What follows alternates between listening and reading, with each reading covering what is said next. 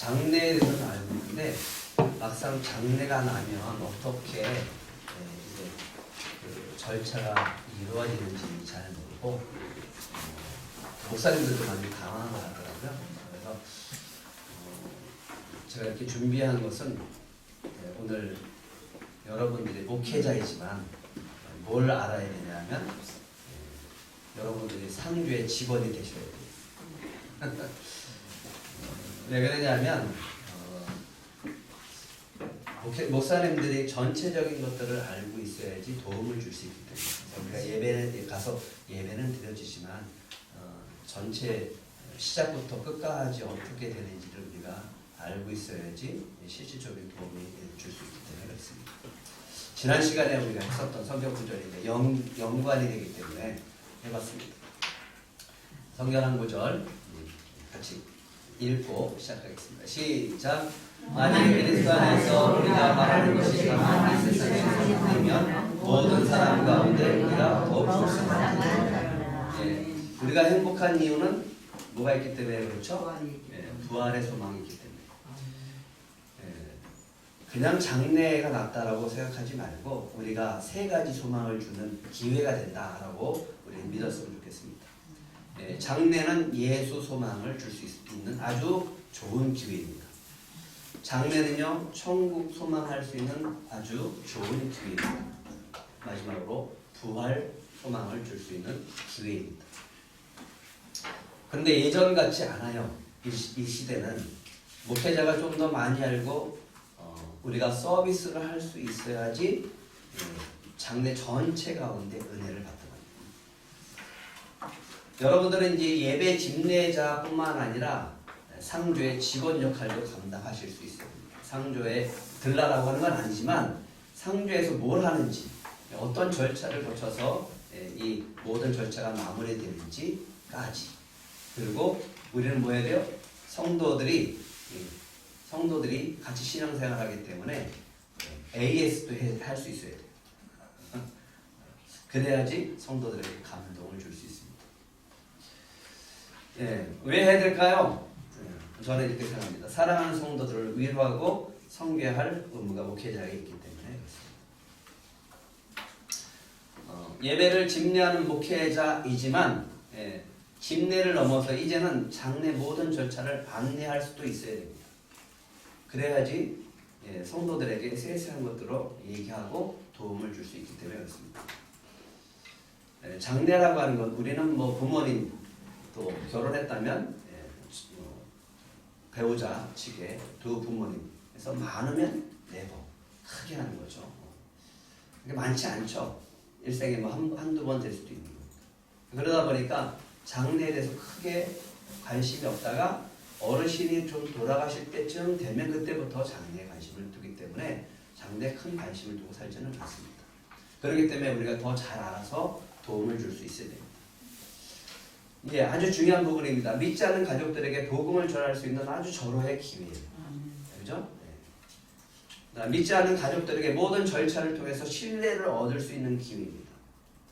저 같은 경우는 그랬어요.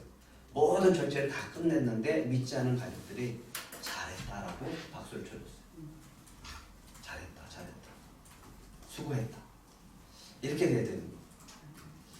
근데 저희 막내 누님이 보람상조 원조예요.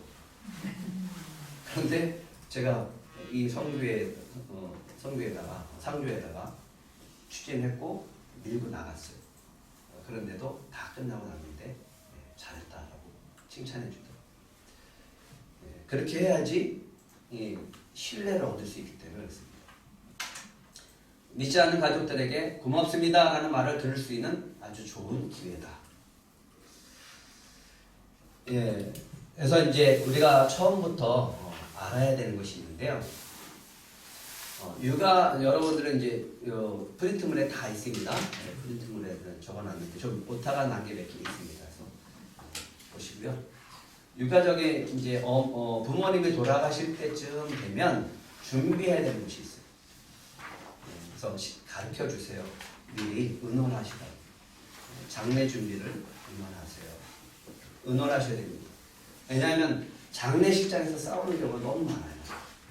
가족끼리 아니 화목하고 하나가 될 아주 좋은 기회를 장례식장에서 서로 싸우는, 가장 많이 싸우는 거는 절차나 돈 문제 때문에 이게 큰 문제가 되더라고요. 그래서 화목한 장례식 절차가 될 수 있도록 미리 장례식장 상주에는 어디 들을 것이고 어디 들었는지 물어보고 어떻게 할 건지 물어보고 낙골당은 어떻게 할 건지 장지는 어디로 할 건지 화장할 건지 매장할 건지 이런 것들 구체적으로 해서 어르신 어떻게 할 건지에 대해서 가족들이 다 의논을 해야 됩니다.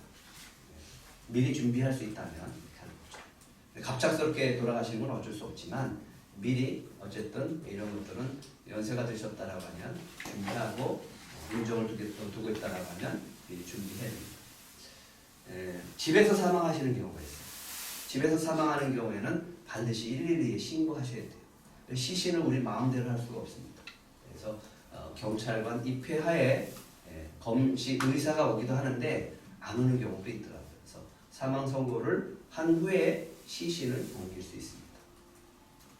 그래서 꼭 염두에 두시고요. 그래서 사망 요인을 조사해야 되는데 뭘 보여주면 되냐면 어르신들 그 진단 받았던 거, 어떤 병 내력 이런 것들을 보여주면 그래서 돌아가셨구나라고 하는 것이 인지가 되기 때문에, 안 그러면 부검까지도 할 수 있는 그런 일도 생길 수가 있습니다. 그래서 이런 것들을 미리 준비시켜 주는 게 좋습니다. 병원으로 옮길 경우에는요, 앰뷸런스를 요청할 수 있습니다. 그래서 앰뷸런스도 보내주세요 라고 해서 할 수 있는데 유료입니다. 두 번째는요, 상조에 가입한 경우 상조에 연락하면 요즘은 장례 절차를 아주 잘 이렇게 해주게 되어 있습니다. 그래서 상조회를 가입을 하는데 어디에 가입하는가? 근데 우리는 적어도 목회자들은 기독교 장례를 해야 되잖아요.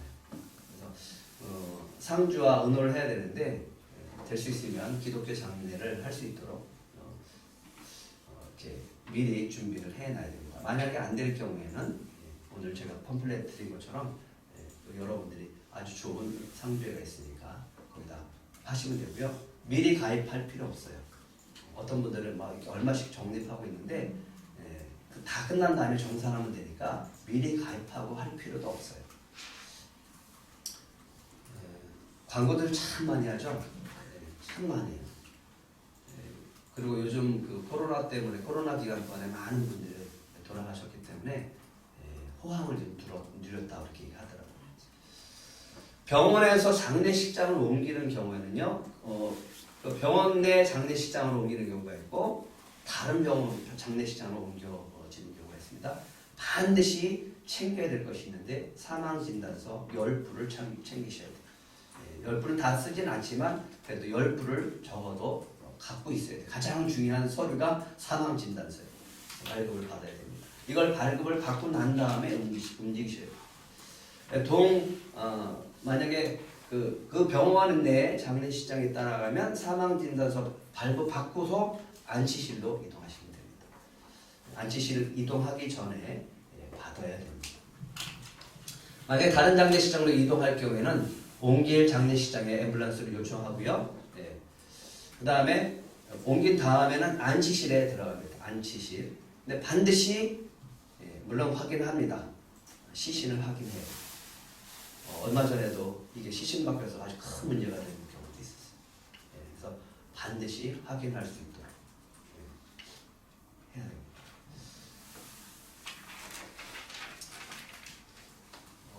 장례식장을 이제는 이제 용어를 이제 조금 바꿔서요. 장례식장은 이제 환송식장이라고 우리가 바꾸는데 조금 이따가 용어에 대한 부분들을 말씀드리겠습니다. 장례식장에 가면요, 그 안치한 다음에 우리가 해야 되는 게 뭐냐면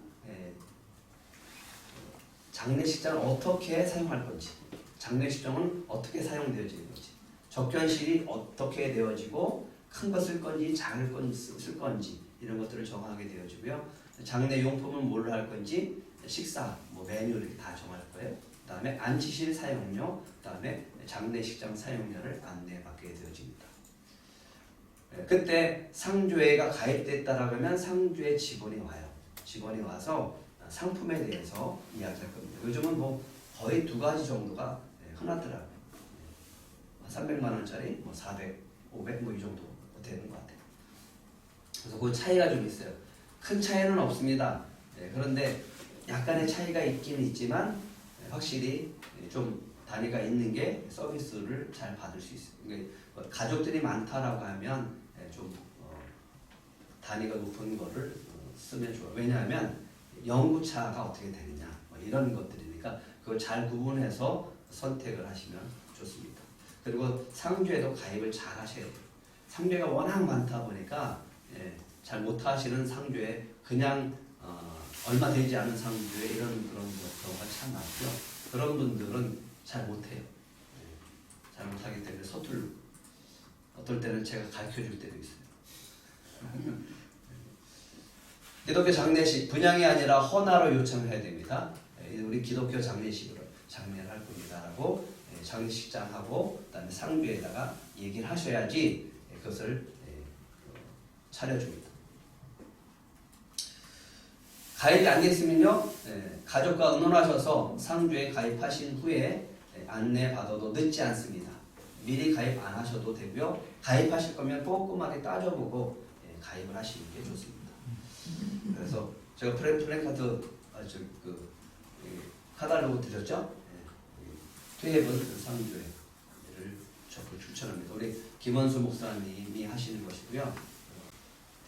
목회사관학교 강사 목사님이시고 부활신학을 통해서 20대 하도 당해서 본인이 직접 하시기로 해서 차리신 거예요. 여기까지는 이제 유가족들이 해야 되는 거고요. 그다음에 유가족이 이제 이 전체적인 부분 속에서 이제 뭘 해야 되냐면 예배 준비해야 됩니다. 예배 준비를 시켜야 됩니다. 예배 준비 첫째 날은요, 우리는 위로 예배라고 하기도 하고요, 부르심 예배라고 바꿔서 얘기합니다. 부고장을 이제 만들어서 안내 문자를 하죠. 근데 요즘은 상조에서 그 안내 문자를 주거나 아니면 장례식장에서 안내 문자를 할 수 있도록 이렇게 하고요. 앱이 개발이 잘 돼 있어서 약간 좀 큰 장례식장은 다 그 앱을 설치할 수 있도록 해서 부고장까지 안내를 하게 되십니다. 하지만 우리는 따로 우리만의 그 부고장을 만들어서 하늘시민 알림장을 만들어서 알려주는 게 좋습니다. 첫째 날은 그렇게 부르심 예배가 있고요. 두 번째 날은 이제 단장 예식이 있습니다. 이 투애번 상주에서 이 단장 예식을 해주고 있고요. 입관 예배라고 하는데 입관 예배는 우리가 드리는 거고요. 이것은 입관 예배는 안식 예배로 명칭을 바꿔서 목회자가 드리는 겁니다. 그때 이제 상주에서 얘기할 때도 있고 우리가 준비해야 될 때도 있고 그런 것들이 있는데 물품 같은 걸 준비해야 됩니다. 개인적인 준비할 것들, 관 안에다가 편지나 아니면 양말을 신겨주기 위해서 양말이라든가 꽃 같은 거를 준비해야 되고, 대부분 상주에 들었다라고 하면 상주에서 많이 이렇게 해주고 있습니다. 그래서 상주의 역할이 요즘은 굉장히 커요. 상주의 역할을 여러분들이 잘 강조하시고 꼼꼼하게 살피고 잘 의논해서 정말 은혜롭게 예배를 드릴 수 있도록 장례 절차를 잘 치를 수 있는 상주회를 선택하는 게 좋다라고 알려주시면 좋습니다. 마지막 날에는 셋째 날은요, 천국 환송 예배, 발인 예배라고 합니다. 그래서 발인 예배를 드리고요. 이때 필요한 것은 미리 이제 그 가족끼리 의논하죠. 맨 앞에 영정 사진을 모실 사람 한 사람, 그다음에 운구, 그 관을 들고 움직여야 되는 네 사람이 필요합니다. 그래서 이런 게 없으면 성도들이 같이 드리는 게 좋습니다. 요즘은 가족이 없어요. 가면 물론 가족들이 많은 분들은 굉장히 가족이 적은 분들은 찾아오시는 손님들이 많지 않아서 장례를 치는 것도 어려워하시더라고요. 그래서 이제 출발을 합니다. 출발해서 화장장으로 갔을 때 화장장에 도착을 하게 되어졌을 때는 준비해야 될 것이 이제 유골함을 준비해야 됩니다. 물론 부활함인데 우리가 시신을 다 정리한 다음에 유골함이 됐기 때문에 그걸 유골함인데 바꿔서 부활함으로 바꿨습니다. 근데 화장장에 가면 접수를 해야 됩니다. 상주가 가서 접수를 하게 되는데 꼭 필요한 것이 사망진단서, 신분증, 화장병이 한 5만 원, 좀 약간 다 다르긴 하지만 대부분 한 5만 원 정도 하더라고요. 근데 국가유공자라면 무료입니다. 그걸 확인할 수 있는 것은 뭐 서류를 떠와도 좋고, 그 다음에 거기서 이제 조회를 해봐도 되니까 미리 얘기해야 됩니다. 그러고 난 다음에 이제 접수가 되어지면 이제 화장하게 되어집니다. 화장하는 동안에는 요즘은 화장장 자체에 그 기다릴 수 있도록 되어 있어요. 전에는 앞에 서서 화장하는 걸 다 봤어요. 근데 요즘은 그렇게 안 하고 화장하는 동안에 이제 쉴 수 있는 공간을 마련해놨어요. 객실을 놓기 때문에 거기서 예배 드리시면 돼요.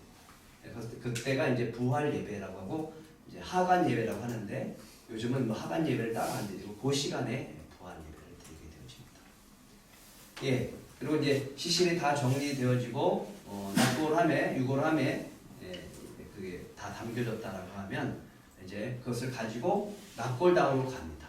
아니면 이제 여기서부터 선택되어지는 거죠. 우리는 수목장으로 할 건지 예약을 했으면, 그다음에 잔디장을 할 건지 가족 묘에 같이 합장할 것인지 하는데 요즘은 매장하는 경우가 거의 없고 가족묘라고 하더라도 화장을 해서 납골 그 유골함에다가 넣어서 이렇게 같이 가족묘에 안치하는 경우가 참 많습니다. 그럼 그때도 부활 예배를 드리느냐?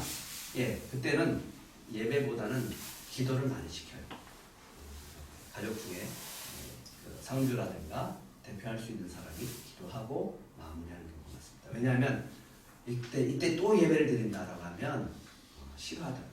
그래서 대표를 해서 마지막 인사까지 하고 기도하는 것이 좋을 것 같습니다. 유가족 준비사항이 있습니다. 행정 절차를 안내해야 됩니다. 그럼 여기서 끝났어요. 모든 것이 다 끝났어요. 사망신고해야 됩니다. 사망신고는 사망한 날부터 1개월 이내에 해야 되는데 만약에 깜빡 잊고 안 했다 그러면 과태료를 묻습니다. 신고 장소는요, 뭐 거주지 주민센터, 주민등록상에 나와 있는 주민센터에 가셔서 하시면 되고요. 신고할 수 있는 자격이 되시는 뭐 배우자나 자녀, 가족들 가운데 하게 되어집니다. 구비서류는 사망진단서, 그래서 필요하다 그랬죠? 사망진단서, 신분증을 가져야 됩니다. 근데 저 같은 경우는 어머니가 소천했는데 사망진단서를 가지고 갔어요. 갔는데 날짜가 잘못된 거예요. 날짜. 근데 다른 건 다 해결됐는데 거기 갔더니 안 되고 또 부랴부랴 또 가갖고 요양병원에 가서 잘못됐다고 띄워달라고 하고 띄워서 또 갖다 줬어요. 이것도 좀 잘 확인해야 되겠더라고요. 왜 이렇게 이야기를 하냐면 성도들 가운데도 싸우는 분들이 있어요. 그리고 잘 모르시는 분이 있어요. 이제 어르신들 가운데 자기가 숨겨놓은 재산이 있는데 자식들한테 얘기 안 하고 돌아가신 분이에요. 그죠? 네. 금고에 넣는지 장판 밑에다 넣는지 농에 넣는지. 저희 어머니 같은 경우는 이제 그 치매가 있으셔서 은행에 갔는데 은행 직원이 다 알아요.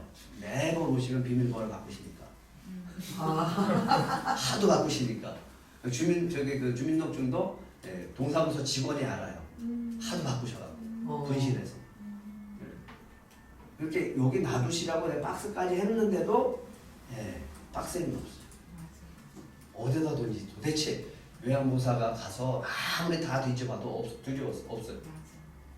그런 경우가 있어서 도대체 어머니가 어느 통장에 뭘 어떻게 놨는지도 모르잖아요. 그럴 경우에는 이렇게 해야 됩니다. 안심 상속 원스톱 서비스를 하시면 됩니다. 너무너무 잘 돼 있어요. 사망 신고 후에 별도로 신청을 하시는데요. 주민 사망 신고를 하면서 같이 하시면 돼요. 동사무소에서 같이 하시면 여기에 뭐가 나오냐면 접수 번호가 나와요.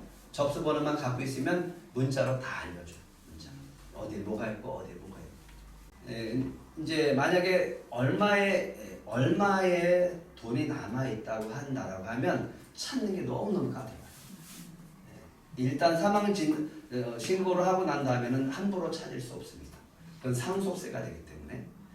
그래서 미리 찾으려고 하면 그것도 엄청 까다로워요. 아예 그냥 신고하고 가족들끼리 의논하는 거예요.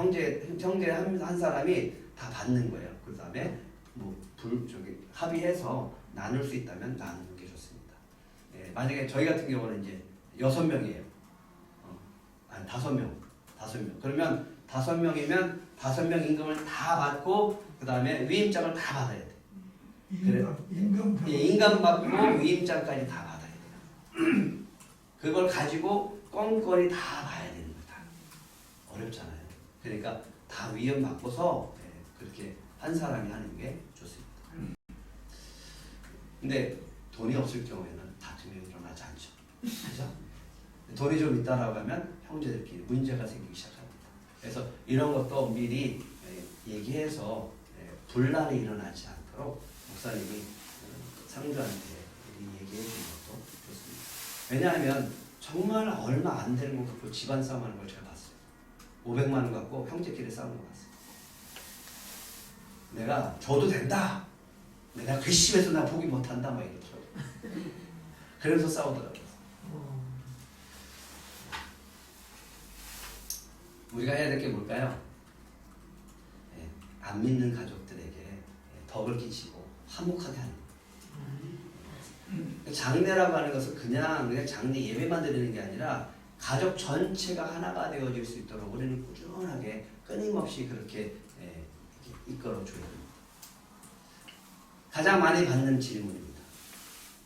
목사님, 사무제 드려야 되죠? 사무제가 뭔지도 모르니까 그렇게 얘기합니다. 그래서 장사를 지낸 뒤에 죽은 이의 혼백을 평안하게 하기 위해서 지내는 제사가 사무제입니다.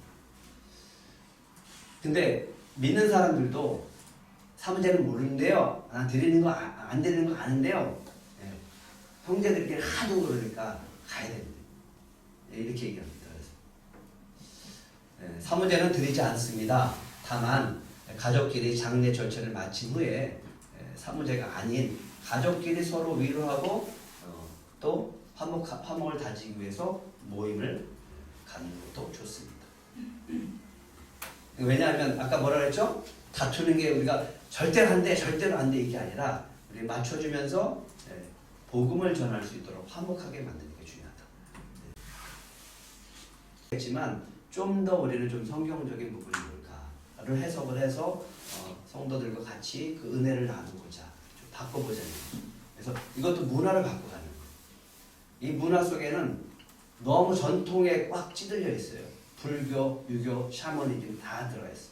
그 다음에 일제 치하에서 있었던 전통까지 이런 것들이 다 들어가 있는 게 장례 문화다 보니까 바꾸는 게 쉽지 않고 내가 나만 기독교 장례를 치르고 싶다라고 해서 되는 게 아니잖아요. 상주가 안 돼 그러면 또 안 되는 거예요. 이런 것들이 너무 힘드니까 어떻게 하면 좋을까? 그래서 제가 아까 뭐랬어요? 이 모든 분위기를 싸우는 분위기가 아니라 화목한 분위기로 이끌고 간 다음에 장례가 모든 다 끝났을 때 좋다는 소리가 나와야 된다. 그러니까 이게 전략을 잘 짜야 돼요. 분위기를 잘 이끌어가야 돼요. 안 그러면 너무너무 힘들어요. 우리가 그 주도권을 뺏기고 나면 할 게 없어요. 또 두 번째, 49제 드려야 하나요?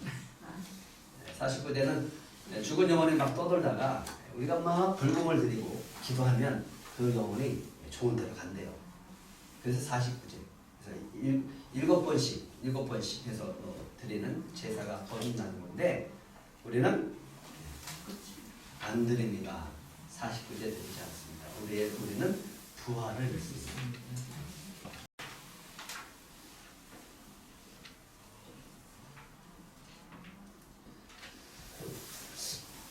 고민을 많이 했어요. 목회가 이런 것까지 해야 되나. 근데 해야 되더라고요. 선생님 하나만 질문할게요. 사망한 사람 믿는 사람이에요. 식구들은 믿지 않아요. 그러면 죽은 사람을 봤을 때는 우리가 국화를 놓잖아요. 근데 가족 가족들은 안 믿어. 그래서 우리는 원하지 않아요. 그러면은 두 개를 같이 넣자. 그 향하고 국화를 같이 넣어. 그러면은 그거를 어떻게 해야지 돼요? 그러니까 주도권을 빼앗겼잖아요. 네. 그럴 때는 그 타협을 할 때도 있어요. 그래서 향은 뿌려놓고, 예, 그러니까 믿는 사람들은 헌화하고 안 믿는 사람은 거기다 향 넣고 절하기도 하고. 그렇게 두 가지를 같이 해도 된다고요? 아니 우리는 안 되죠. 근데 싸워서 이겨야 되는데 그 근데 부분에 예배를 드려요. 예배까지는 허락을 해요. 예배까지. 예배까지는 허락을 해. 근데 네. 이거는 향은 해야지 된다. 그러니까 거기서 막 주장을 하다가 절대로 안 된다라고 하면 우리가 지는 수밖에 없어요. 그러면은 향 펴는 상태에서 우리가 예배를 드려요?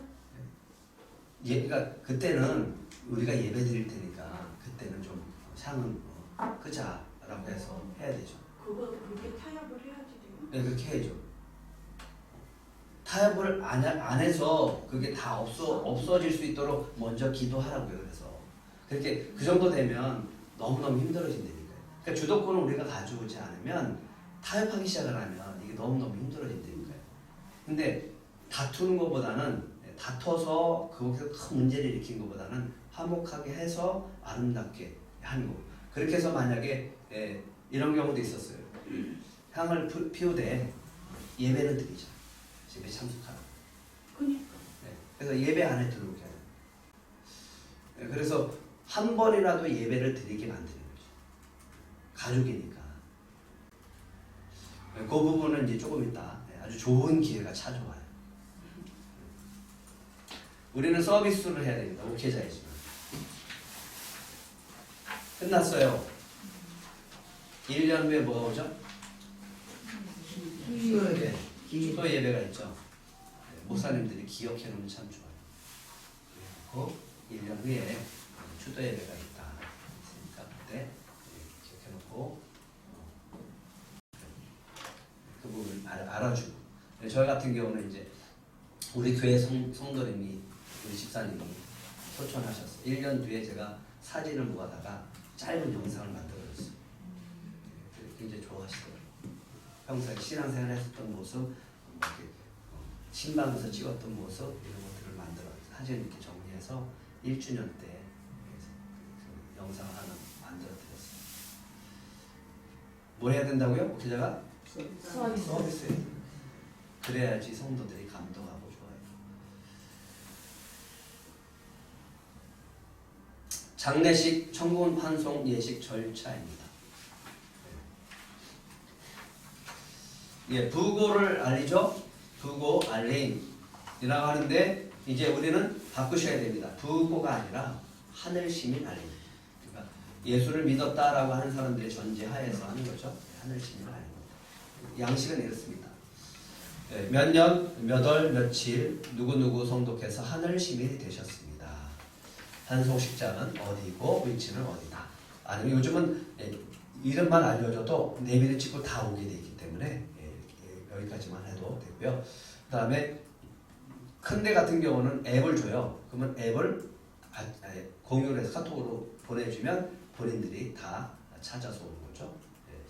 요즘 저기 청첩장 받아보셨나요? 네. 뭘로 받죠? 모바일로 받죠. 똑같아요. 부고도 모바일로 받습니다. 근데 모바일로 받는데 우리는 따로 문자를 해서 아니면 카톡을 해서 이렇게 보내주시는 것도 좋습니다. 그래서 환송식장 어디, 단장 예식은 언제, 안식 예배는 언제, 환송 예배는 언제 드립니다. 그리고 화환은 부탁을 하는 거죠. 화환을 보내실 경우는 부활 또는 천국 환송 표기로 해주셨으면 좋겠습니다. 남한나의 성교회가 저희 어머니 소천했을 때 이렇게 보냈어요. 남한나의 성교회 이정숙 성도님 천국 입성을 축복하소서. 좋죠? 이렇게 해서 화환을 보내면 보는 사람들로 감사하죠. 천국 입성을 축복하소서. 참 문구도 쓴다고 하는 것이 참 고민이 될 때가 많아요. 천국 입성을 축복하소서. 이렇게 해서 그 화환 보내는 쪽에서 이렇게 리본에다가 이렇게 써주세요라고 하면 써서 보내주십니다. 네, 용어를 좀 변경하셔야 됩니다. 이거는 이제 우리 김원수 목사님이 부활신학을 통해서 용어를 하나씩 다 바꿔놓으셨어요. 성경적인 의미 속에서 바꿔놓으셨는데 너무 잘 바꾸시고 우리 한 사람 한 사람이 좀 바꿔서 쓴다라고 하면 기독교 문화가 장래 문화까지도 다 바꿔가지 않을까 그런 생각을 합니다. 용어 변경이요. 장례식은 뭘로 바꿨어요? 네, 천국 환송 예식. 근데 이게 장례식이라고 하는 것을 천국 환송 예식이라고 했는데 아까도 얘기했죠? 교계에서 반발하시는 분들이 있습니다. 천국 환송 이런 건 성경에도 없다. 그러면 계속 장례식으로 쓰세요. 그냥 우리가 쓰려고 하는 것에 대해서 너무 딴지 걸지 말고 좋은 것 있으면 그냥 축하해주고 그렇게 써도 좋겠다라고 좀 지지해줬으면 좋겠어요. 고인의 뜻이 뭐죠? 죽은 사람이죠. 예수님은 잔다, 죽었다는 표현 잘 안 써요. 그리고 종말론적으로 보면 바울도 잔다라고 했어요.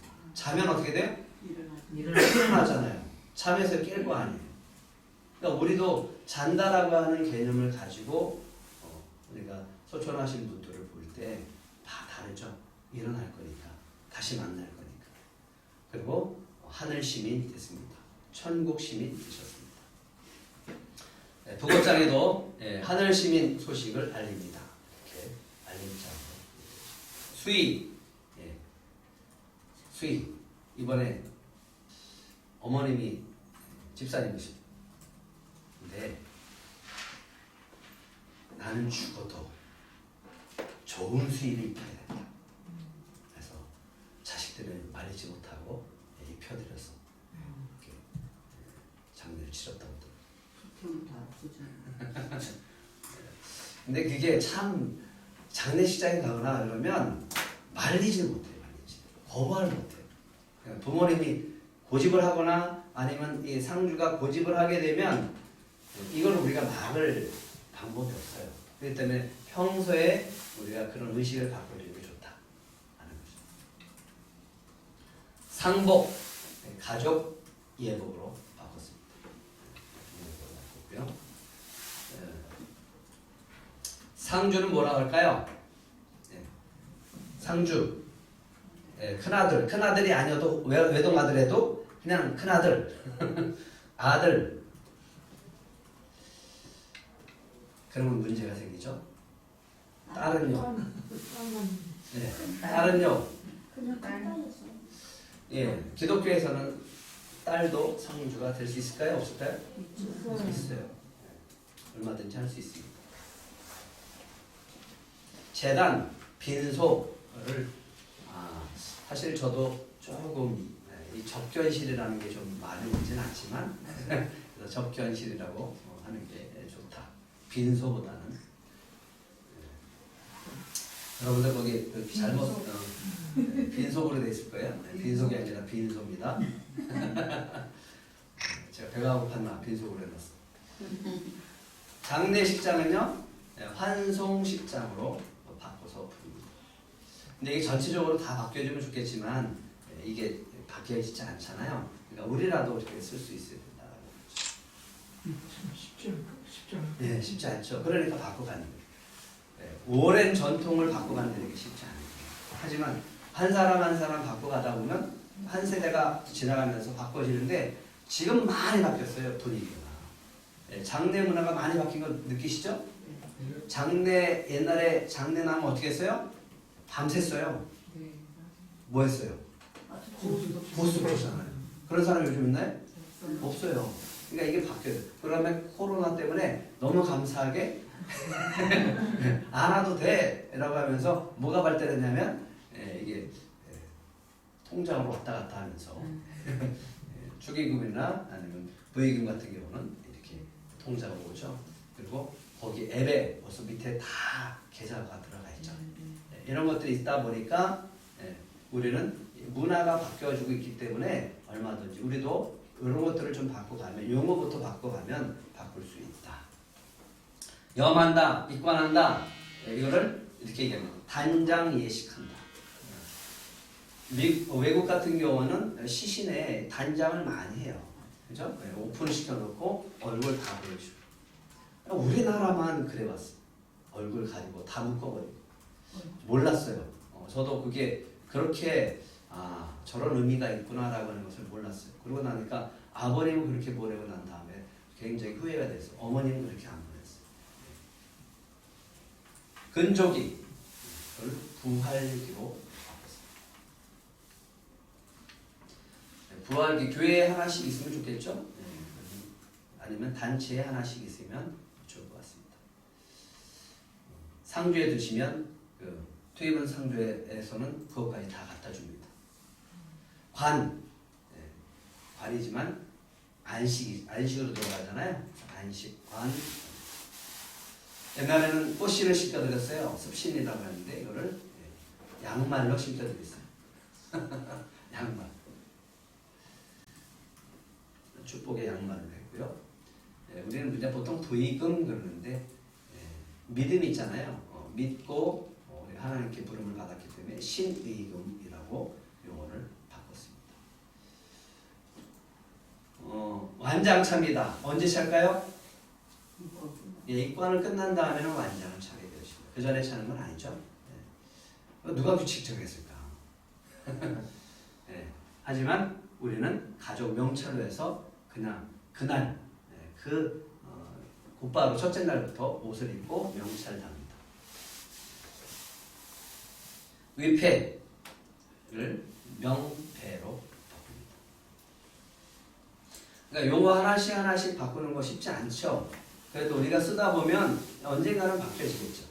그러면 이 기독교의 문화가 장례 문화에도 적용이 되어져서 바뀌어지게 될 줄이 있습니다. 누가 해야 돼요?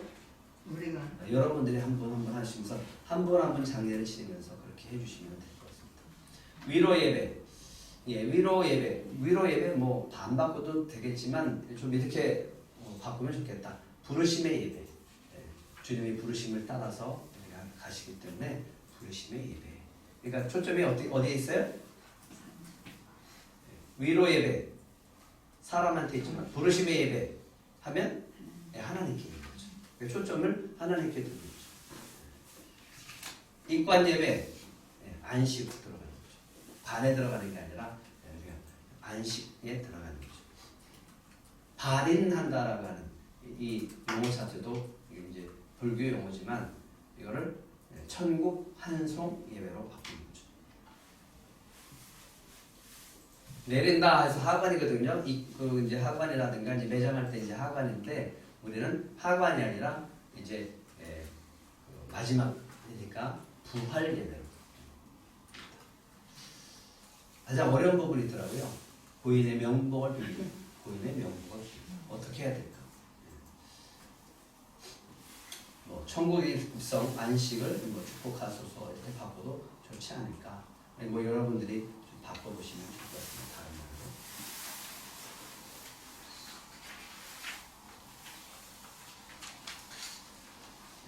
접견실 있습니다. 빈속이 아니라 빈소라고 했어요. 빈소. 접견실에 가면요, 영정사진이 있습니다. 영정사진이라고 하지 않고 하늘 시민 사진에 검은 리본은 하지 않습니다. 찬양에 항상 찬송이 흘러나오게 하고요. 이거 장례식장에 요청하시면 됩니다. 리본 하지 말아주세요. 이렇게 얘기해 주면 되고요. 찬송가 좀 틀어주세요. 그리고 장례식장에서는 서비스를 잘하는 데는 미리 물어보더라고요. 우리가 기독교 장례식을 한다라고 하니까 어떤 찬송으로 틀어드릴까요? 그래서 그 찬송에 있고요. 요즘은 사진을 몇 장 달라고 그래요. 그럼 사진하고 사진이 나오면서 찬송가가 나와요. 영상.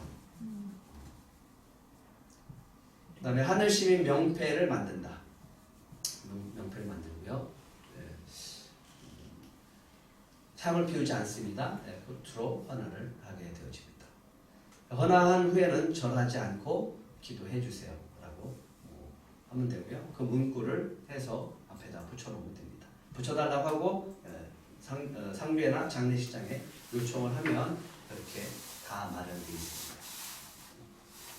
근조가 아니라 부활기를 설치해 두면 좋고요. 제가 수투앱은 상주회 직원은 아니지만 추천하는 이유는 그걸 모든 것들을 다 완비해 놓고 구비해 놓고서 이렇게 해 주시기 때문에 하고 있습니다.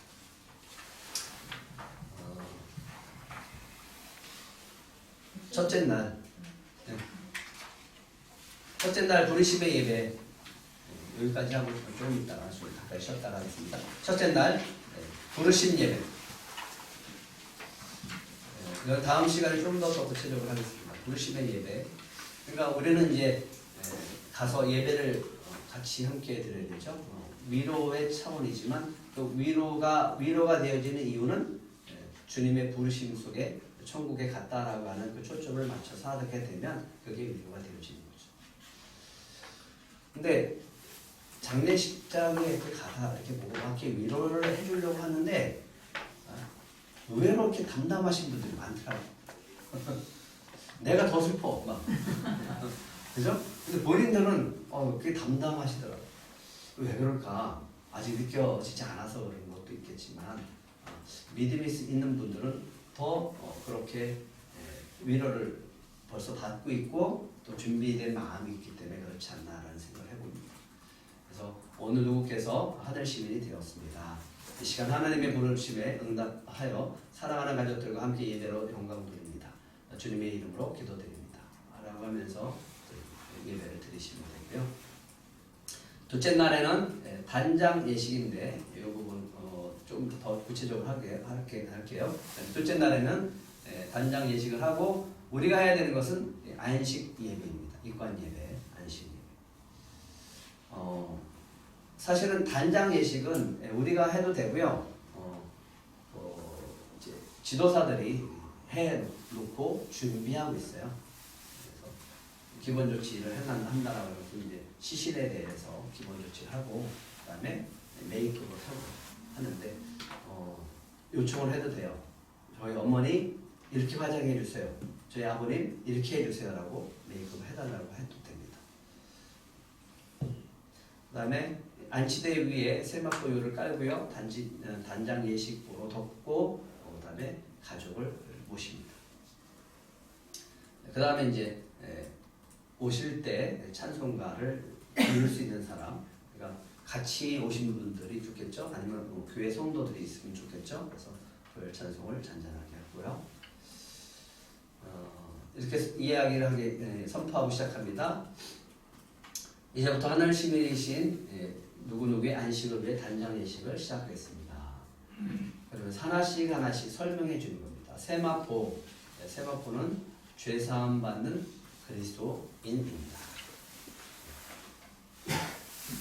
구원받은 자만 입을 수 있는 옷이고 거룩한 옷입니다. 라고 하는 거죠. 목사님, 그거 안 입으면 안 돼요? 다른 거 입으면 안 돼요? 괜찮아요. 가족들이 원하는 옷을 입으셔도 됩니다. 어떤 분은 양복 입고 가시고 어떤 분은 부모님이 평소에 입었던 한복 입으셔도 됩니다. 천국 예복 세마포 옷을 입히고요. 보혈을 지나 하나님의 품으로 찬양하는 좋고요. 예복은 택함 받은 자가 입는 옷이다. 옷은 그 사람의 신분을 의미하고요. 천국 예복을 입고 주님께로 가십니다. 말씀 그대로 사시다가 말씀으로 새겨진 말씀의 옷을 입으시고 하나님 품으로 가십니다. 이렇게 말씀해 주시면 좋을 것 같습니다. 그 다음에 이제 하는 게 있는데 그 옷 입은 다음에 세마포 옷 입은 다음에 그 위에 하는 것이 있습니다. 그게 뭐냐면 십자가 모양을 만드는 거죠. 붉은색 예복으로 끈으로 십자가 모양을 만듭니다. 십자가는 죄사함, 속죄, 용서, 사랑, 구원, 능력입니다. 이 십자가로 승리의 삶을 살아오셨습니다. 이제 자녀들도 이 십자가로 날마다 승리할 수 있기를 바랍니다. 그 다음에 이제 이런 걸 다 안 했는데, 네? 이런 걸 다 안 했는데 우리는 어떻게 해요? 그럼 이거라도 해주세요. 그냥 그 사람의, 그러니까 부모님이라고 한다면 그분의 손, 그분의 발을 보면서 많이 울어요. 왜? 평생 일했잖아요. 평생 걸어왔잖아요. 그 발과 손을 만지면서 많이 눈물을 흘립니다. 가족이 직접 신겨드리고요. 찬송은 해같이 빛나리, 뭐 이런 찬송을 하면 좋겠죠. 가족을 위하여 한평생 수고하며 희생하신 발입니다. 주님의 몸된 교회에서 헌신한 발입니다. 우리 주님께서 아름다운 말이라고 하셨습니다. 우리 하나님께서도 그래 수고했다, 사랑한다, 잘했다고 칭찬하며 반갑게 안아주실 것입니다. 그래서 가족 중에 한 분을 통해서 이렇게 양말을 신겨주게 합니다. 스톨은 이 두 가지가 있습니다. 지금 이게 단장 예식하는 것은 후임은 상주에서 하는 단장 예식에 대해서 제가 설명해 드리는 거예요. 평신도일 경우하고 목회자일 경우는 다릅니다. 평신도일 경우에는 이제 하늘 시민이 되신 누구누구는 한평생 충성자로 살아오신 분입니다. 요한계시록 2장 10절의 말씀대로 한평생 충성을 다하셨습니다. 라고 해서 스톨에 충성이라고 하는 이 글이 새겨져 있습니다. 약속하신 그대로 착하고 충성된 종에게 우리 주님께서 복과 생명의 멸관을 주실 것입니다. 목회자일 경우에는 다릅니다. 이제 하늘 시민 되신 누구누구 목사님은 사도행전 20장 24절을 말씀처럼 주 예수께 받은 사명 곧 하나님의 은혜의 복음의 일을 위하여 한평생 사는 대로 살아오셨습니다. 나의 생명을 귀한 것으로 여기지 아니하고 이 영광스러운 주의 길을 걸어오셨습니다. 비바람이 앞길을 막아도 눈보라가 앞길을 막아도 달려왔습니다. 이에 자랑스럽게 부활과 사명의 스토를 걸어드립니다. 하나님께서 기뻐 받으실 것입니다. 그리고 약속의 멸관을 주실 것입니다. 라고 하면서 사명이라고 쓰여진 이 스토를 걸어드립니다. 그러니까 십자가 있죠? 십자가 위에 스토를 이렇게 걸어서 목회자가 스토를 입고 집례하는 것처럼 이렇게 시신에도 이렇게 올려드립니다. 안식관에 들어가면서 어떻게 하는가? 이거 환송 지도사가 하고 가족들끼리 같이 하는데요. 전체 끈이 있어요. 끈을 잡고 들어올려서 찬양하면서 이렇게 관에다가 입관하게 되어집니다. 그 다음에 시신을 이렇게 잘 준비를 하고 난 다음에 뭘 해야 되냐면 가족한테 미리 그 전날 편지를 쓰게 하거나 아니면 오전에 편지를 쓰게. 보통 입관은 오후 1시부터 시작되는 경우가 참 많거든요. 거의 한 3시에 하는 경우가 굉장히 많은 것 같아요. 그래서 그렇게 할 경우에는 미리 편지를 써놓고 가족이 적으면 이렇게 하고 가족이 많으면 뭐 대표를 해서 이렇게 하면 좋습니다.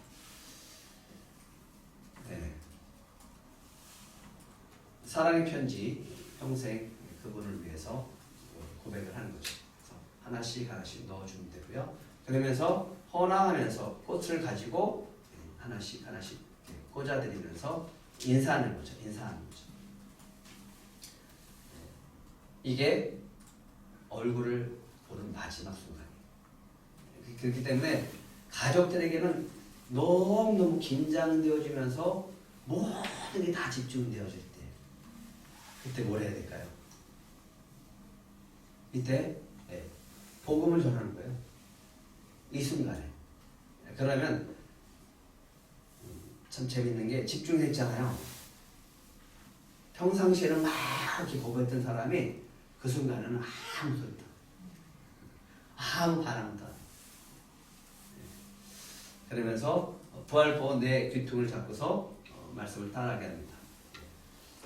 그리고 한 사람이 이렇게 얘기하면 또 같이 따라하게 하고 이렇게 시신을 덮어주고 뚜껑을 닫습니다.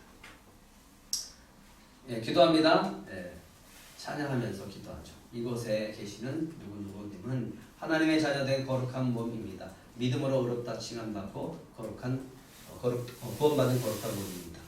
그리스도와 함께 다시 부활할 거룩한 몸입니다. 거기에 모음자가 모자로 되어 있죠. 그래서 좀 고쳐주시고요. 이렇게 하고 난 다음에 뚜껑을 덮을 때 이제 상주가 한마디 하는 거예요. 고마웠어요. 감사해요. 사랑해요. 고맙습니다. 사랑합니다라고 하는 게 아마 가장 많을 것 같아요. 그러고 난 다음에 이제 안식 예배를 집례하는데 이때 이미 가족들은 다 마음이 녹아져 있어요. 예배 다 참석합니다. 다 받아들여요. 찬송가 해도 아무 소리 안 해요. 이때 가장 좋은 기회. 믿는 사람이든 믿지 않는 사람이든 이 한 번 때문에 다 하나가 됐다. 이미. 그래서 예배를 이렇게 쉽게 집례할 수 있습니다. 눈물 흘리기 바쁘고 마지막 얼굴 이렇게 보기 바쁘고 그래서 이게 은혜를 이렇게 받는 가장 귀한 시간이 바로 이 시간이에요. 셋째 날은요 정신없어요.